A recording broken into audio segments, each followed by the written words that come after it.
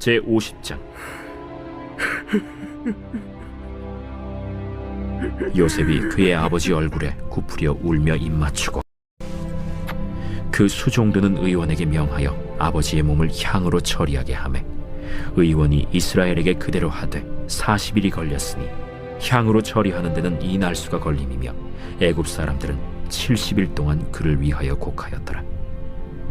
곡하는 기한이 지나매 요셉이 바로의 궁에 말하여 이르되 내가 너희에게 은혜를 입었으면 원하건대 바로의 귀에 아뢰기를 우리 아버지가 나로 맹세하게 하여 이르되 내가 죽거든 가나안 땅에 내가 파놓은 묘실에 나를 장사하라 하였나니 나로 올라가서 아버지를 장사하게 하소서 내가 다시 오리이다 하라.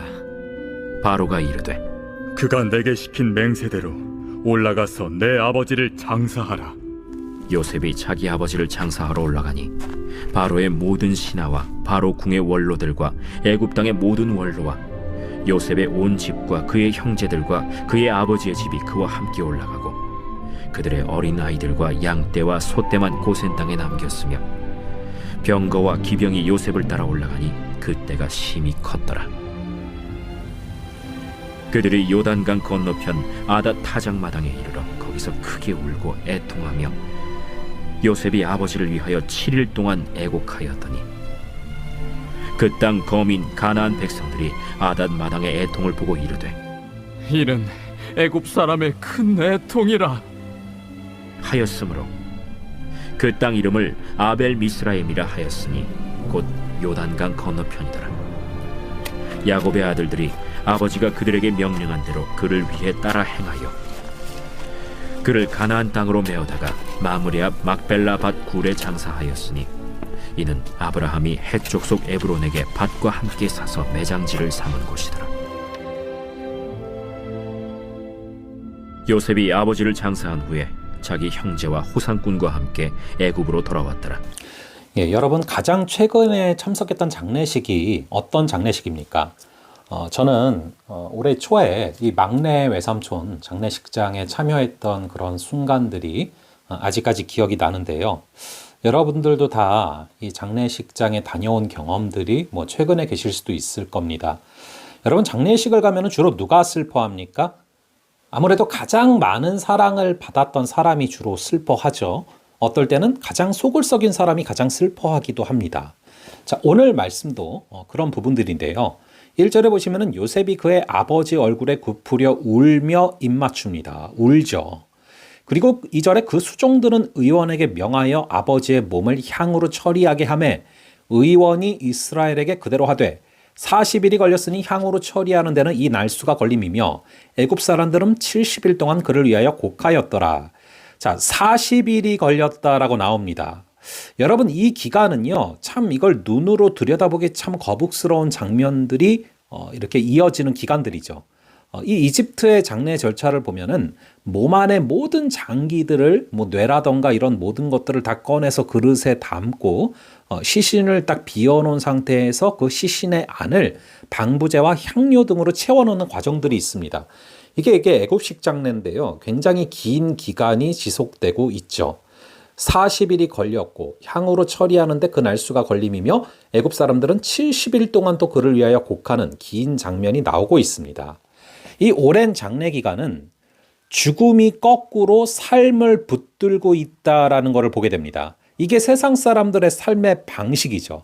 오히려 이렇게 산 사람을 죽은 사람이 붙잡는 게 아니라 죽은 사람이 산 사람을 붙잡는 장면들, 이렇게 늘 죽음에 붙들려 사는 삶이 애굽 땅에서의 삶이고 또 우리의 삶임을 바라보게 됩니다. 자, 그런 어떤 모습 가운데 이 장례가 계속 진행되는 그런 장면들이 나오고 있는데요. 애굽의 총리가 야곱이 아니라 이제 애굽의 총리가 이 요셉이기 때문에 이런 어떤 아주 엄청난 장래의 행렬들이 나오게 돼요. 야곱은 사실은 그저 어떤 한 지방의 족장급이기 때문에 야곱 때문에 장례식을 이렇게 화려하게 행하는 게 아닙니다. 야곱은 뭐 그런 자격이 없죠. 그것을 받을 만한 자격이 없죠. 그런데 요셉 때문에, 요셉이 고위직이기 때문에 굉장히 큰 이 장래의 행렬들의 모습이 이후에 쭉 나오게 됩니다. 이렇게 죽음은 그가 갖고 있었고 맺어왔던 많은 관계들을 총체적으로 보여주는 그런 어떤 계기가 되죠. 이 야곱의 자녀인 요셉을 통해서 이런 장래 행렬, 거대한 행렬이 이어지지 않습니까? 이렇게 한 인간의 죽음은 그의 총 맺어왔던 모든 관계들 또 모든 삶의 열매들을 한 번에 보여준다라는 것입니다. 그래서 야곱의 삶이 어떠했는지가 가나안 땅이 아니라 애굽 땅에서 드러나고 있습니다. 이렇게 마지막 길에서 야곱은 모든 사람들의 환송을 받고 있습니다. 자, 우리 크리스찬들에게 이 장례식은 사실 죽음은 천국으로 환송하는 그런 자리죠. 그래서 우리가 천국 환송 예배다라고 많이 말하지 않습니까? 이 죽음은 우리로 하여금 무너뜨리게 할 수가 없습니다. 오히려 죽음을 통해서 우리는 벗어날 수 있고 죽음으로는 도저히 우리가 체험하고 경험할 수 없는 그 단계, 즉 죽음을 넘어서는 그런 소망을 바라보는 것이 바로 천국 환송 예배이자 장래의 장면들이죠. 자, 그런 모습들. 그래서 이제 4절부터 6절을 쭉 보시면은요, 곡하는 기간이 끝나고 70일 동안 야곱은 아마도 그렇게 엄청난 어떤 장래 행렬들을 바라보면서 깜짝 놀랐을 겁니다. 요셉은 그러면은 그 70일 동안 무슨 생각을 했을까요? 단순히 슬퍼하기만 한 게 아니죠. 야곱은 그 기간 동안 한 가지 약속을 떠올렸습니다. 바로 아버지와 한 맹세죠. 아버지와 한 약속. 즉 아버지께서 하신 유언. 그게 떠올랐을 겁니다. 그게 창세기 47장 29절부터 30절인데요. 이제 야곱은 그 얘기를 했어요. 내가 죽어도 장래 절차는 여기서 할지라도 나를 여기다 묻지 말아라. 여기다 장사하지 말아라. 묻는 것은 가나안 땅에 묻어라. 라고 말을 했죠. 왜냐하면은 여러분 참 이게 이제 요셉이 살아있는 건 기뻤는데 이 창세기 46장에 보시면은 그래도 막 오고 싶어 하지 않았단 말이에요. 애굽 땅으로는. 그런데 하나님께서 뭐라고 말씀하셨습니까? 내가 너와 함께 내려가겠고 요셉이 너의 눈을 감길 것이다 라고 말했어요. 그래서 야곱은 계속해서 그 이후로도 막벨라굴이 어떤 곳인지를 자녀들에게 계속 각인시킵니다. 왜입니까? 어느덧 고센 땅에 자녀들이 스며들기 시작을 했거든요. 하지만 고센이 아무리 좋은 땅일지라도 유업의 땅이 아니다. 이 고센 땅 전부를, 아니 애굽 땅 전부를 너희한테 줄지라도 여기가 너희가 최종적으로 있을 곳이 아니다. 가나안 땅이다. 가나안 땅은 단 한 평만이라도, 단 한 평을 주실지라도 약속의 땅이고 거기로 가야 된다. 지금 그 얘기를 하는 것이죠.